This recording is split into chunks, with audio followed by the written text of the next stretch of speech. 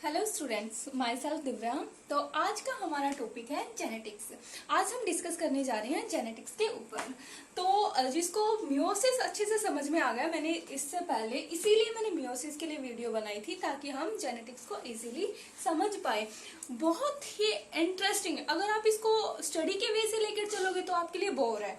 अगर आप इसको इंटरेस्ट इसमें डेवलप कर रहे हो, आप बिल्कुल ये है इसकी डीप में जाना चाह रहे हो, आपने गैमेट को देखा, मियोसिस को देखा, तो आपके लिए बहुत ही इजी है जेनेटिक्स टॉपिक। तो हमने जैसे मियोसिस में देखा था कि भाई वहां पे गैमेट्स फॉर्म हो गए थे और हमें बताया कि गैमेट्स के फ्यूजन से ही जाइगोट बनता है और जाइगोट ही कन्वर्ट होता है बेबी में। तो कितना इंटरेस्टिंग है। आप देखो ना, जो हमारे हमारे अराउंड सराउंडिंग में जो भी कुछ हो रहा है कि भाई बेबी कैसे फॉर्म हो रहा है, इतना इंटरेस्टिंग टॉपिक है। तो इसलिए बोर तो होना ही नहीं है, बहुत ही इजी और इंटरेस्टिंग है। तो हमने वहां पे देख लिया था भाई गैमेट्स फॉर्म हो चुके थे और we know very well fusion, gametes के फ्यूजन होने से ही बेबी की फॉर्मेशन होती है। तो कैसे क्या कुछ होता है, आज हम जेनेटिक्स के बारे में, जेनेटिक्स है क्या, इसमें क्या कंसीडर करते हैं क्या नहीं, इसके बारे में हम देखेंगे। तो स्टार्ट करते हैं अपना चैप्टर। तो देखो, जेनेटिक्स में मैं हमेशा बोलती हूँ कि जेनेटिक्स उसके नाम से देखो, नाम से देखो, बट आज मैं ऐसा नहीं बोलूंगी उसके नाम से देखो। पहले मैं आपको स्टोरी सुनाऊंगी, फिर मैं आपको नाम पे लेकर आऊंगी, ठीक है। आप यहाँ पे नोट कर लीजिए कि जेनेटिक्स में दो चीजें आती हैं। First one is inheritance and second variation. आप इस चीज को नोट कर लो एक बार, ठीक है। जेनेटिक्स में दो चीजें आती हैं, इनहेरिटेंस एंड वेरिएशन। अब होता क्या है एक्चुअल में, हमने कई बार हम देखते हैं ना, कुछ मतलब कुछ बेबी, कुछ बच्चे अपने माँ बाप की बिल्कुल ऐसे लगा लो, बिल्कुल देखने में अपने माँ बाप जैसे ही होते हैं। मोस्टली उनके फीचर बिल्कुल अपने पेरेंट्स से सिमिलर करते हैं, बट मोस्टली क्या होते हैं कि ऐसे लगता है जैसे ये तो इनको है ही नहीं, बिल्कुल अपार्ट, लगता ही नहीं कि ये इनकी प्रोजेनी है। और कुछ ऐसे होते हैं कि किसी का जैसे किसी के हाइट मैच होगी, या फिर किसी का कलर मैच हो गया, या फिर किसी का आई साइज, नोज शेप, मतलब किसी का ऐसा होता है, किसी के कुछ करेक्टर मैच हो गए। और सेकंड जो बात है वो ये है कि हमेशा अगर हम ना मैंगो का सीड लगाते हैं तो वो मैंगो का ही प्लांट देगा। ह्यूमन बॉडी है तो वो ह्यूमन बेबी को ही बर्थ देगा। अगर भाई डॉग है तो वो डॉग को ही बर्थ दे रहे हैं, ठीक है। कभी आपने सोचा है कि भाई डॉग किसी भाई उसकी कैट के बच्चे को जन्म दे रहा है? नहीं ना। तो आपने कभी सोचा ऐसा क्यों होता है कि एक इंसान का बच्चा इंसान को ही जन्म देगा, ठीक है। और एक मैंगो का सीड है तो मैंगो प्लांट ही देगा, ऐसा क्यों? हैव यू एवर वंडर्ड ऐसा क्यों होता है? तो इन सब क्वेश्चनों के आंसर हमें जिस ब्रांच में मिलते हैं, हमें जिस बायोलॉजी की ब्रांच में मिलते हैं, उसको हम जेनेटिक्स बोलते हैं, ठीक है। कि भाई कुछ बच्चे अपने मामा पापा से सिमिलर होते हैं, कुछ उनसे डिफर कर जाते हैं, ठीक है। अब देखो एक बात, सपोज करो एग्जैक्ट कॉपी तो कोई अपने पेरेंट्स की होता नहीं कि बिल्कुल ही एग्जैक्ट कॉपी है, बिल्कुल कार्बन कॉपी है, नहीं। कुछ तो डिफरेंस होता है ना उनमें, चाहे किसी भी चीज को लेकर डिफरेंस हो, कुछ तो डिफरेंस होता है ना। जो डिफरेंस जो मम्मा पापा से, अपने पेरेंट्स से, जो संतान में, जो ऑफस्प्रिंग में, जो कि आगे वाली जनरेशन में जो डिफरेंस आता है, उसको हम वेरिएशन बोलते हैं। बिल्कुल यहाँ पे बिल्कुल कार्बन कॉपी नहीं है वो अपने पेरेंट्स की, कि बिल्कुल ही कार्बन कॉपी है। जिस डिग्री से ऑफस्प्रिंग पेरेंट्स से डिफर कर रहे हैं, उस डिफरेंस को हमने यहाँ पे बोल दिया वेरिएशन, ठीक है। जेनेटिक्स क्या था कि जिस ब्रांच की, ये बायोलॉजी की वो ब्रांच है जिस ब्रांच में हम इसकी स्टडी करते हैं कि क्यों इंसान के बच्चे को ही जन्म देता है, क्यों अगर हम मैंगो का सीड लेते हैं तो मैंगो प्लांट ही होगा उससे, ऐसा क्यों होता है, क्यों बिल्कुल कुछ बच्चे ऐसे होते हैं जो बिल्कुल सिमिलर होते हैं, क्यों ऐसा होता है कि भाई कुछ बच्चे अपने मामा पापा से डिफर होते हैं, और क्यों ऐसा होता है कि उनके कुछ करेक्टर अपने मामा पापा से मैच करते हैं, कुछ मैच नहीं करते। हम एग्जाम्पल लेके चलते हैं, जैसे किसी की हाइट मैच कर गई, सपोज करो अपने पेरेंट्स से हाइट, उनके मम्मा पापा टोल है तो वो बेबी भी टोल होगा फ्यूचर में, भाई उसकी हाइट भी उनके अकॉर्डिंग है, बट उसका कलर उनके पेरेंट्स के अकॉर्डिंग नहीं है। तो मतलब कुछ करेक्टर सिमिलर है, कुछ नहीं है, ऐसा क्यों हुआ? यहाँ मेन क्वेश्चन ये है कि भाई हम इस पे फोकस कर रहे हैं कि इंसान है जो, वो इंसान के बच्चे को ही जन्म क्यों दे रहा है, भाई ऐसा क्या है? ये साइंटिस्ट को ये जो बात थी, इस बात को साइंटिस्ट सोचने पे मजबूर हो गए इस बात को लेकर, ऐसा है क्या, क्यों है भाई। तो फिर जैसे स्टडी करी, ज्यादा डीप नहीं जा रहे इस बारे में, तो जैसे हमने आगे स्टडी करी साइंटिस्ट ने, तो उन्होंने पाया, सब सारे ही देखे कि भाई हाँ मैंगो तो मैंगो के प्लांट को दे रहा है, कैट है वो अपने कैट ऑफस्प्रिंग प्रोड्यूस कर रही है, डॉग है वो डॉग और इंसान है, मतलब उनको लगा लाइक बिगेट्स लाइक, मतलब कि समान समान को ही पैदा कर रहे हैं, अगर इंसान है तो वो इंसान के बच्चे को ही पैदा करेगा, ठीक है। मतलब उस टाइम पे साइंटिस्ट के दिमाग में बात आई कि भाई कुछ तो ऐसा है कि जो एक जनरेशन से अगली जनरेशन में जा रहा है, तभी तो वो इंसान, एक बात देखो ना, इंसान है उससे अगला इंसान बन रहा है, मतलब कि इंसान की फॉर्म में ही आ रहा है, उसके 2 हाथ है 2 पैर है, वो ऐसा थोड़ी है कि भाई चारों मतलब पैरों पे चल रहा है, नहीं ना। तो मतलब यहाँ से एक बात निकल के आई कि कुछ ऐसा है जो पहले इधर था, पहले वाली जनरेशन में था, वही नेक्स्ट जनरेशन में आ गया। तो वो कुछ क्या है, वो साइंटिस्ट ढूंढ रहे थे कि भाई वो कुछ है क्या, जिसके लिए वो बोल रहे हैं ना कुछ तो है, वो कुछ है क्या जो एक जनरेशन से दूसरी जनरेशन में पास हो रहा है, ठीक है। उस टाइम पे देखो ये जेनेटिक्स तो शुरुआत तो इसकी बहुत पहले से ही हो गई थी, जब ये एनिमल्स की ब्रीडिंग कराते थे ना कि भाई हमें ना ऐसी गायें चाहिए जो ज्यादा दूध दे, ठीक है। हम जेनेटिक्स के जो प्रिंसिपल है वो यूज कर रहे थे, बट वो काम कैसे कर रहे थे, उनके पीछे प्रिंसिपल्स क्या है, एक्चुअल में लॉजिक क्या है उन बातों का, लेकिन वो समझ नहीं पा रहे थे। यूज हम बहुत पहले से कर रहे थे, जैसे ये नहीं देखते कि ऐसा बीज लेके आओ जिससे फसल ज्यादा हो, या फिर हमें ऐसी कोई क्रॉप मिले जिससे हमें बेनिफिट हो, प्रोडक्शन ज्यादा हो, ठीक है। तो ये तो बात तो पहले की थी, लेकिन इसके फंडामेंटल हमें समझ नहीं आए थे। तो वैसे ही जीन का आज के टाइम पे हमें पता है बहुत अच्छे से, क्रोमोसोम क्या है, डीएनए क्या है, जीन क्या है, ठीक है। उस टाइम पे हम नहीं जानते थे, उस टाइम पे साइंटिस्ट बस ये बोल रहे थे कि भाई हमने हमारे जितना हमारे दिमाग में आया, हमें सिर्फ इतना पता है कि कुछ ऐसा है जो भाई एक जनरेशन से अगली जनरेशन में पास हो रहा है,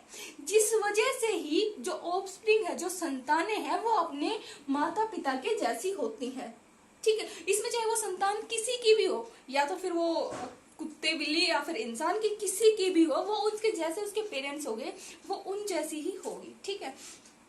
तो उन्होंने बोला कि कुछ ऐसा है जो पास हो रहा है, अब ये ढूंढना है कि वो कुछ है क्या। अब देखो मैंने आपको वेरिएशन समझाया, ठीक है। वेरिएशन होता क्या है, जिस डिग्री से भाई जो संतान थी वो अपने माँ बाप से जिस डिग्री से डिफरेंस कर रही थी, डिफर हो रही थी, भाई जो एग्जैक्ट कॉपी तो थी नहीं कि बिल्कुल ही एग्जैक्ट कॉपी है, नहीं, कुछ तो भाई डिसिमिलरिटी और सिमिलरिटी थी ना, जो डिसिमिलरिटी थी उनको हमने कंसीडर कर दिया वेरिएशन में, ठीक है। अब देखो मैं जो आपको बोल रही हूँ कि कुछ ऐसा है जो एक जनरेशन से दूसरी जनरेशन में पास हो रहा है, तो वो पास होना, उन करेक्टर का एक जनरेशन से अगली जनरेशन में आना, उसको हम बोलते हैं हेरिडिटी, ठीक है। मतलब उन करेक्टर्स का एक जनरेशन से अगली जनरेशन में आना, इसको हम हेरिडिटी बोलते हैं। और हमें आज के टाइम पे हमें पता है कि जो पास होते हैं वो जीन है, ठीक है। आज की डेट में हमें मालूम है कि जो पास हो रहा है एक जनरेशन से दूसरी जनरेशन में वो जीन है, ठीक है। उस टाइम पे जब वे मेंडल वगैरह थे जो इसके बारे में स्टडी कर रहे थे, उस टाइम पे उनको नहीं मालूम था कि भाई वो जो जिसके बारे में हम ढूंढ रहे हैं वो जीन होते हैं, ठीक है। मैंने क्या बताया कि जो एक जनरेशन से दूसरी जनरेशन में पास हो रहा है उसको हम बोलते हैं हेरिडिटी, ठीक है। अब देखो heredity is a part of inheritance. कैसे? हेरिडिटी तो सिंपली भाई पास होने एक जनरेशन से नेक्स्ट जनरेशन में, बट इनहेरिटेंस में क्या होता है, ये पूरा बड़ा फिनोमिना आ जाता है। मतलब इनहेरिटेंस के अंडर ही हेरिडिटी होता है। इनहेरिटेंस में पहले मतलब पूरी प्रोसेस को एक्सप्लेन करेगा, वो कैसे गैमेट्स बने हैं, कैसे फ्यूजन, कैसे वो पास हुए हैं, वो होता है इनहेरिटेंस, ठीक है। तो आई होप यहाँ पे हेरिडिटी, इनहेरिटेंस और वेरिएशन तीनों वर्ड और जेनेटिक्स आपको समझ में आया होगा, ठीक है। अब देखो बात, अब हम कैसे दिख रहे हैं, हमारी हाइट कैसी है, हमारा बिहेवियर कैसा है, हमारा भाई बॉडी कलर कैसा है, हमारा फेस फीचर कैसा है, ऐसे बोल देते नक्शा ये वो दिस दैट, हाइट क्या है भाई, उसका बॉडी लैंग्वेज क्या है, ऑल अबाउट मतलब कुछ भी है, सब कुछ हमारा रेगुलेट होता है जीन से, ठीक है, हम कैसे दिख रहे हैं, हम जो भी कुछ है ना, just because of our gene. हम कितने लंबे होंगे, या फिर हमारी स्किन का कलर क्या होगा, आई कलर क्या होगा, हेयर कलर क्या होगा, सब कुछ रेगुलेट होता है हमारे जीन से। ठीक है, आगे बात समझ में, मतलब कि जीन हमारे लिए बहुत इंपॉर्टेंट है। जैसा मैंने आपको बताया था ना, जीन क्या होता है, मैंने आपको बताया था कि भैया ऐसे क्रोमोसोम होता है, डीएनए प्लस प्रोटीन मिलके बनाते हैं क्रोमोसोम। ऐसा भी मैंने बताया था कि ये कंडेंस क्यों होता है, क्योंकि मैं कई बार ये बात बता चुकी हूँ, क्योंकि न्यूक्लियस बहुत छोटा है और डीएनए 2 मीटर होता है, इसलिए वो उसमें नहीं आ सकता, इसलिए उसको ऐसे हमने कोइल कर दिया है। ठीक है, कोइल करने के लिए प्रोटीन के साथ कोइल कर दिया, तो वो जाके हम क्रोमोसोम बन गया है। अब क्रोमोसोम जहां पे इंफॉर्मेशन होती है जीन की फॉर्म में। ठीक है, और वो जीन होते हैं क्रोमोसोम के ऊपर। ठीक है, और जहां पर जीन प्रेजेंट होते हैं उस जगह को हम लोकस बोलते हैं। सपोज करो यहाँ पे एक जीन प्रेजेंट है। ठीक है, सपोज यहाँ पर एक जीन प्रेजेंट है, तो जहां पर जीन प्रेजेंट होगा उस साइड को हम बोलते हैं लोकस, LOCOU, लोकस। ठीक है, तो ये हमने जाना जीन के बारे में। और एक बात और कि जीन हमेशा भाई पेयर में होते हैं। पेयर में कैसे होंगे, देखो जब हम मियोसिस कर रहे थे, मैंने आपको बताया था कि वहां पर क्रोमोसोम नंबर हाफ हो जाते हैं। क्यों हाफ हो जाते हैं, क्योंकि उन्हें आगे जाके फर्टिलाइजेशन करना होता है, उन्हें आगे जाके बेबी फॉर्म करना होता है। तो एक बात बताओ मुझे आप कि अगर 23 पेयर आ जाए भाई, मम्मा से 23 पेयर आ गए और 23 पेयर आ गए फादर से, तो वो कितने 46 पेयर हो जाएंगे। तो मतलब सारा ही जो भी नेचर ने जो भी डिसाइड कर रहा होगा, तो सब कुछ डिस्ट्रॉय हो जाएगा। इसीलिए उनका हाफ करना जरूरी था, क्योंकि आगे जाके वो तो फिर न्यूट्रलाइज हो जाने हैं, फिर से वे 23 पेयर हो जाएंगे उनको हाफ हाफ करके। तो ठीक है, यहाँ पे बने थे जब गैमेट्स बने थे, गैमेट्स जब बने थे तो यहाँ पे 46 पेयर थे, हाफ होके वो टोटल 46 क्रोमोसोम थे। मियोसिस के थ्रू वो 23 आ गए थे। यहाँ पे भी फीमेल में भी सेम हुआ था। ठीक है, यहाँ पे तो पेयर में थे ना कि एक मम्मा से आएगा एक पापा से आएगा, बट गैमेट्स में वो हाफ थे, मतलब कि पेयर में नहीं थे, सिंगल थे।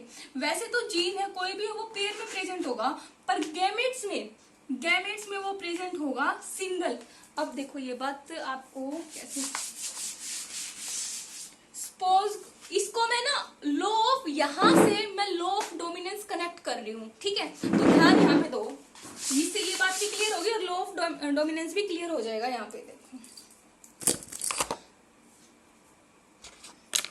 सपोज करते हैं कि एक फीमेल है, कंसीडर करके चल रहे हैं, सॉरी ये this is a sign of male, this is female. ठीक है, मैंने आपको बताया कि जीन हमेशा पेयर में प्रेजेंट होते हैं। ठीक है, पेयर में सपोज मैं एग्जांपल लेके चल रही हूँ हाइट का। ठीक है, हाइट का मैंने एग्जांपल लिया, हमेशा पेयर में प्रेजेंट होते हैं। अब हाइट एक कैरेक्टर है, एक लक्षण है, हाइट लंबा होना, कि भाई इसकी लेंथ कितनी होगी। अब वो हाइट में भाई लंबा भी हो सकता है और वो छोटा भी हो सकता है। ठीक है, तो डिपेंड करता है कि जीन कैसा है। मतलब हाइट है जो, वो टॉल भी हो सकता है हाइट में और ड्वार्फ भी हो सकता है। ठीक है, डिपेंड करेगा ना कि किस टाइप का जीन उसके अंदर है। तो हाइट ये तो है एक करेक्टर, हाइट ये है करेक्टर। ठीक है, अब जो मैंने टॉल और ड्वार्फ बताए हैं आपको, एक टॉल है एक ड्वार्फ है,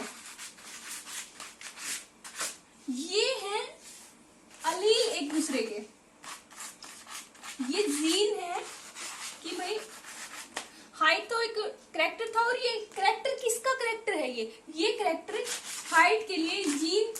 ठीक है, टॉल भी हो सकता है और ड्वार्फ भी, तो ये एक दूसरे के हो गए एलील। अगर हम देखो जो डोमिनेंट होता है ना, जो भी डोमिनेंट करता है उसको हम कैपिटल से डिनोट करते हैं। तो हमें पता है टॉल तो ड्वार्फ के ऊपर तो डोमिनेंट करेगा ही करेगा, तो टॉल को हम कैपिटल P से डिनोट करेंगे, और ड्वार्फ है उसके लिए हम स्मॉल टी कंसिडर करेंगे, ठीक है। इसके लिए हम स्मॉल डी कंसिडर नहीं करेंगे। अगर हम कर सकते हैं यहाँ पे स्मॉल डी, बट यहाँ पे क्यों नहीं कर रहे? अगर करेंगे तो आगे जाके कंफ्यूजन हो जाएगा। अब तो हमें यहाँ से क्लियर हो रहा है, टी लिया है हमने हाइट के करेक्टर के लिए, ठीक है। तो ये जो हम टॉल और ड्वार्फ ले रहे हैं ये जीन ही तो है, ठीक है। सपोज ये अलील भी यहाँ पे समझ में आ गया कि अलील क्या होता है, एक ही जीन की अल्टरनेटिव फॉर्म। मतलब कि जीन तो है हाइट का, अब वो हाइट का लंबा वाला भी हो सकता है, छोटे वाला भी हो सकता है, ठीक है। वो हो गया अलील। अगर मैं यहाँ पे स्मॉल टी और कैपिटल टी लिख रही हूँ तो ये मैं इनको बोलूंगी कि ये दोनों एक दूसरे के अलील हैं, ठीक है।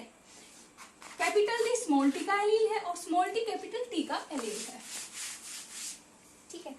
अब मैंने आपको पहले बताया कि ये जो जीन होते हैं ये पेयर में प्रेजेंट होते हैं। पेयर में प्रेजेंट क्यों होते हैं? सिंपल सी बात याद रखो ना कि एक पेयर आ रहा है मदर से, एक पेयर आ रहा है फादर से, तो प्रोजेनी में तो वो कंबाइन होंगे ना, फ्यूजन होगा, फर्टिलाइज, तो तभी तो वो पेयर में प्रेजेंट होते हैं, ठीक है। अब देखो वो जो पेयर है उसमें दोनों डबल टी भी हो सकते हैं, और जो पेयर है उसमें एक डबल टी और एक स्मॉल टी भी हो सकता है, ठीक है।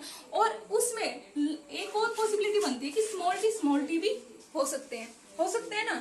तो अब देखो मैं यहाँ से कनेक्ट कर रही थी लॉ ऑफ डोमिनेंस को, ठीक है। लॉ ऑफ डोमिनेंस को मैं यहाँ से कनेक्ट कर रही थी। मैंने बताया कि ये है मेल पार्ट, ये है फीमेल पार्ट। सपोज करो जो यहाँ पे मेल है उसमें हमने कंसीडर कर लिया कि इसमें जो हाइट का जीन है वो डबल टी, मतलब कि कैपिटल टी है, और फीमेल में सपोज कर लिया हमने एक कैपिटल टी एक स्मॉल टी है, ठीक है। अब देखो होता क्या है, डोमिनेंट और रिसेसिव क्या होता है कि वो कैरेक्टर, वो जीन जो अपने आप को हेट्रोजाइगस कंडीशन में भी अपना इफेक्ट दिखा ले। अब आप बोलोगे कि कहाँ से स्टार्ट किया था और कहाँ आगे। अब हम तो ये यहाँ से स्टार्ट कर रहे थे डोमिनेंट, कहाँ ये हेट्रोजाइगस कंडीशन आ गई। आप याद रखो होमो मतलब सेम, हेट्रो मतलब डिफरेंस, मतलब कि देखो जिसमें दोनों ही एक जैसे हो, या तो दोनों कैपिटल हो या दोनों स्मॉल हो, वो होंगे होमोजाइगस। या फिर एक स्मॉल और एक टी है तो वो हो गया हेट्रोजाइगस कंडीशन, ठीक है।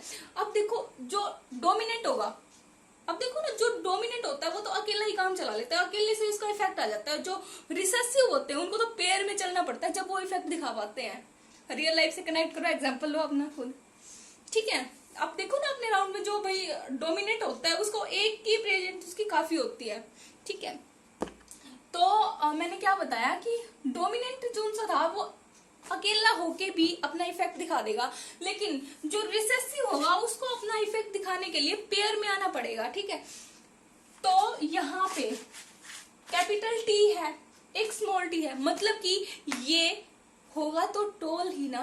बेसिक से इसमें भाई एक जो ये जीन है ये बेसिक से भाई एक ड्वार्फ वाला है, बट यहाँ पे डोमिनेंट वही करेगा क्योंकि यहाँ पे स्मॉल टी है। अगर ये ऐसे होता ना स्मॉल टी होता तभी ये यहाँ पे ड्वार्फ बनता, बट यहाँ एक सिंगल भी यहाँ पे कैपिटल आ गया तो इसका इफेक्ट कम हो जाएगा। इसको बोलते हैं डोमिनेंसी, कि भाई ये डोमिनेट कर रहा है इसके ऊपर, ठीक है। यहाँ पे तो ऑलरेडी जो हेट्रो और होमो में दोनों में खुद को डोमिनेट कर रहा है वो उसको हमने डोमिनेंट बोल दिया। जो सिर्फ होमोजाइगस कंडीशन में जो खुद को डोमिनेट करेगा उसको हम रिसेसिव बोलेंगे, ठीक है। तो हम एग्जांपल लेके चल रहे थे कि भाई सपोज करा ये फादर है ये मदर है, फादर में जो हाइट के लिए जीन है वो इसको हम ना, ये होता है प्योर टोल, मतलब कि ये जो बंदा है ये जो इनके फादर हैं ये देखने में भी लंबा होगा और जो इसका जेनेटिक्स होगा वो भी वही लंबे टाइप का, इसकी जीनोटाइप भी टोल वाले इंसान की ही होगी, ठीक है। क्यों? क्योंकि ये प्योर टोल है। और जो ये है एक स्मॉल टी और एक कैपिटल टी, ठीक है। मतलब ये है कि देखने में तो ये लंबा होगा, क्यों? क्योंकि जीन इसमें कैपिटल टी और स्मॉल टी वाला है, डोमिनेंट जीन है, देखने में तो ये लंबा होगा, बट अगर इसकी हम जेनेटिक्स चेक करेंगे तो ये प्योर टोल का जीन नहीं है, ये यहाँ पे ब्लेडिंग हो रखी है कि भाई दोनों मिक्स है, मिक्सअप है, एक स्मॉल है एक कैपिटल है। ये वाला तो प्योर टोल है, ये वाला प्योर टोल नहीं है, ये बात याद रखेंगे। बट हाँ, देखने में तो टोल होगा। जो अब बात आती है जो देखने में लंबा हो, सिर्फ देखने में लंबा है, उसको हम बोलते हैं फिनोटाइप। फिनोटाइप का मतलब होता है कि एक्सटर्नल मॉर्फोलॉजी, ठीक है, मतलब देखने में लंबा है, वो होगी फिनोटाइप। अगर हमें उसका जीनोटाइप चेक करना चाहूं, उसका जीनोटाइप यहाँ पे कैपिटल टी और स्मॉल टी बन रहा है, मतलब कि वो प्योर टोल नहीं है, जीन उसके प्योर टोल नहीं है, ठीक है। यहां से हमने कंसीडर किया एलील, देखा हमने एलील की भाई एक ही करेक्टर की अल्टरनेटिव फॉर्म। हाइट एक करेक्टर है, ठीक है, हाइट भाई लंबा भी हो सकता है कोई हाइट में छोटा भी हो सकता है, यानी कि टॉल और ड्वार्फ, तो ये दोनों एक दूसरे के एलील हो गए, ठीक है। तो इसके बाद हमने होमोजाइगस और हेट्रोजाइगस देखा। अब मैं यहां से कंसीडर कर रही थी डोमिनेंस वाले को। लॉ ऑफ डोमिनेंस क्या होता है, डोमिनेंस और रिसेसिव का भी कंसेप्ट मैंने बताया। मैंने आपको बोला कि सपोज कर लो कि भाई फादर के पास जीन डबल टी, मतलब कि दोनों ही कैपिटल टी है, प्योर टोल है, ठीक है, और जो मदर है तो देखने में तो वो भी टोल है कि भाई हाँ, कई बार ऐसे बोल देते हैं ना कि देखने में, कई बार ऐसा होता है ना कि इसके दादा दादी तो दोनों लंबे लंबे थे, ठीक है, कई बार सुना होगा ना कि दादा दादी तो दोनों लंबे थे, हालांकि इनका बेटा भी लंबा हुआ है, बट जो इनका पोता हुआ है वो इतना लंबा क्यों नहीं हुआ। तो मैं आज आपको वो बताने जा रही हूँ, यहाँ पे बड़ा ही इंटरेस्टिंग है। सपोज कर लो ये किसी के दादा दादी है, ठीक है, ये लंबे थे, दादा भी लंबा है, दादी भी लंबी है, और इनका जो बेटा हुआ वो भी लंबा होगा। अब हमें ये नहीं पता है, देखो यहाँ पे, कि भाई उनका जेनेटिक मेकअप कैसा है, हमें तो बस बाहर से दिख रहे हैं कि दोनों लंबे थे, उनका बेटा भी लंबा है। ये हम ना सिर्फ इस बात से मतलब है कि बेटा भी देखने में लंबा है, दादा दादी भी देखने में लंबे हैं, हमें उनका इंटरनल जेनेटिक मेकअप क्या है एक्चुअल में, हमें उस बात से कोई मतलब नहीं है कि भाई जेनेटिक में वो प्योर टोल थे या प्योर टोल नहीं थे। तो देखते हैं कैसे। सपोज करिए ये ग्रैंडपा और ग्रैंड मदर है किसी की, इनके जीन ये हैं, इसके दादाजी के हैं प्योर टोल और इसके ये, अब इसके बने गैमेट्स। यहां से मैं एक बात और लिंक कर देती हूँ अब, कि भाई कितने टाइप के गैमेट्स बनेंगे वो कैसे निकालेंगे आप, ठीक है, गैमेट्स कितने टाइप। हमने जब म्यूसिस करा था हमने सीधा कर दिया था कि भाई हाँ ऐसे ऐसे चार डॉटर सेल बन गई, ये गैमेट्स, इनको हमने गैमेट्स नाम दे दिया। बट एक बात हमने सोची वहां पे कि वहां पे जो करेक्टर थे, जो जीन थे हाइट के, वो डबल टी स्मॉल टी कुछ भी हो सकता था। वहां हमने ये नहीं देखा कि किसमें स्मॉल टी आ रहा है किसमें कैपिटल टी आ रहा है, ठीक है। यहाँ हम देखेंगे कि पॉसिबिलिटी कितनी है, कितनी पॉसिबिलिटी तो लंबे होने की है, कितनी पॉसिबिलिटी छोटे